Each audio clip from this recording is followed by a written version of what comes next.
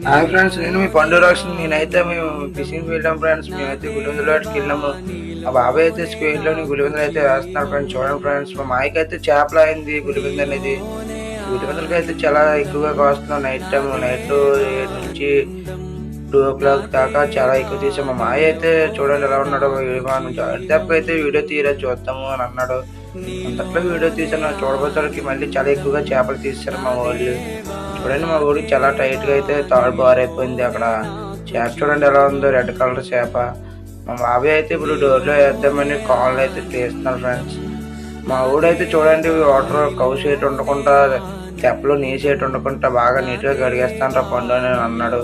అయితే కడిగారా బాబాయ్ నేను అన్నాను. అంతట్లో మా పెద్ద కూడా చూడు చేప తీస్తున్నాడు.